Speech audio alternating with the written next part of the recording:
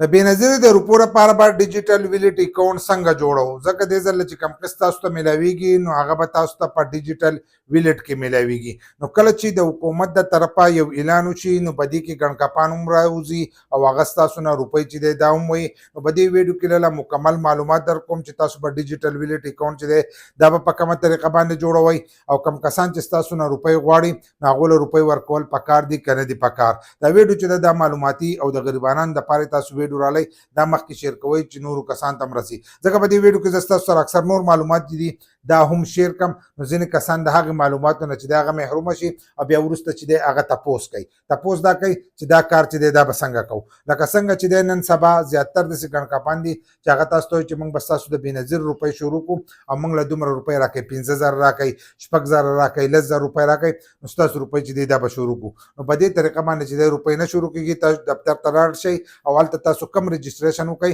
فیصله چې دا هغه به په هغې باندې کېږي روپۍ چې دی دا ستاسو څوک نشي شروع کولی هغه دفتر والا هم ستاسو بیا روپۍ نشي شروع کولی چې تاسو ریکارډ لاړ ولته هغه اسلام آباد ته تللی هغه کې بیا چې دی څه نشي کولی ځکه چې هغه به بیا هغه ځای کې نه فیصله کېږي چې تاسو ته به روپۍ میلاویږي که نه میلاویږي نو دلته کې اکثر په دوکانونو کې ځینې کسان نسې هغه ستاسو نه روپۍ چې دی دا وایي دغه شانتې د ماشومانو د وظیفې په باره کې هم وایي ځکه ځینې کسان ته د ماشومانو وظیفه نه میلاویږي نو هغوی موږ له به دومره د ماشومانو وظیفه چې ده په هغې کې به موږ له روپۍ راکوئ نو موږ به ستاسو روپۍ چې دی دا به شروع کړو شرم هم هغو له نه ورځي لکه په دې خبرو هغو له شرم د سره ورځي نه چې هغه دا دوکې چې دی دا د دې خلکو سره کوي چې ما له دومره روپۍ راکړه نو زه به دا کار وکړم او هغه کار چې دی هغه نشي کولی بل لا چې هغو ته هلته کې دا لیکلو نه پته لګي هغه موږ تاسو ته په څو ویډیوګانو کې که دا لیکل تاسو ته راځي ستاسو روپۍ به کېږي که دا لیکل تاسو ته نه راځي نو ستاسو روپۍ چې دی دا بیا نه کېږي مکمل په لیکلو باندې هم د ځینې ځینې روپو چې دی د هغې پته لګي نو دغه هر سره ته وګورو نو هغه بیا ستاسو نه په دغه طریقه باندې چې دی هغه روپۍ چې دی دا وایي یو خو دی ته اکثر لاړ شي هلته کې کارډ تاسو له چیک کوي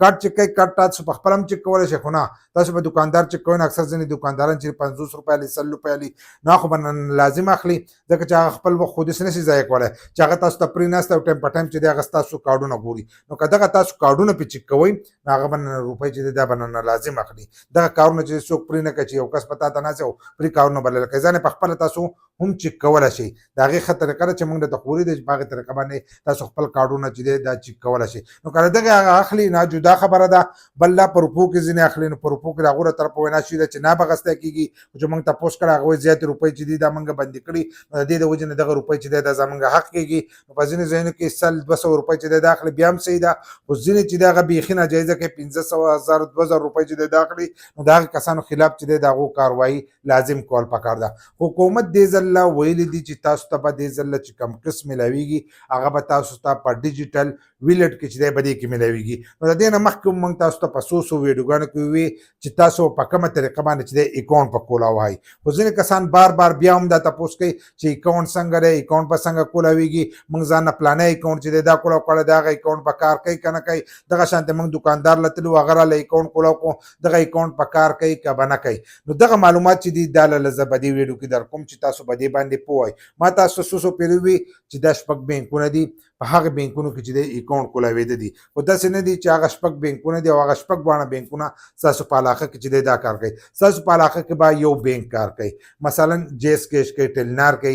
یا دغه شانتي ایچ بی ایل کنیکټ کوي دغه شانتي الپلا پې کوي نو دغه شانتي دنیا بینکونه دي په هغې کې نو چې په دې بینکونو کې کم بینک چې دی هغه ستاسو په علاقه کې کار کوي دا اول خو د هغې معلومات دی بل دا چې بیا هغه بینک کار کوي نو بیا د هغې بینک اکاونټ چې دی دا کولاوېده دي داسې نه چې ته راواخلې ځینې کسان دا تپوس کوي وایي زموږ ایزي پیسه اکاونټ دی زموږ هغې ایزي پیسې اکاونټ ته به راځي ځینې وایي زموږ جیس کیش اکاونټ دی هغې اکاونټ ته به راځي نو د حکومت د طرفه چې کوم د رمضان پیکیج اعلان شوی 13,500 دغه شانتې په روز کالم شو نو هغه هم تاسو ته په ډیجیټل ویلیټ کې میلاو شوی نو د ځینې کسانو دغه اکاونټونه چې دي دا کولاو شوي دي د کومو کسانو چې اکاونټونه نه یې کولاو شي نو هغو ته به وینا کېږي دفتر ته به ځي او هلته کې به د هغو اکاونټ کولاویږي تر اوسه پورې د هغو دا خبره چلیږي چې اکاونټ په کولاوئ بیا وروسته پته نه لګي کېدای شي که میسیج راشي تاسو ته چې په پلان اکاونټ دغه باندې اکاونټ کولاو کوئ تر اوسه پورې هغو دا ویلي چې دفتر ته به ځي او هلته به اکاونټ کولاوږي خو د ځینې کسانو اکاونټونه چې دي دا کولاو شوي دي خو په دې کې ځینې کسان په دوکانونو کې ناست او هغه تاسو ته وایي را چې موږ تاسو له ډیجیټل ویلیټ اکاونټ چې دی دا کولاو کړو ځکه چې راتلونکی قسط به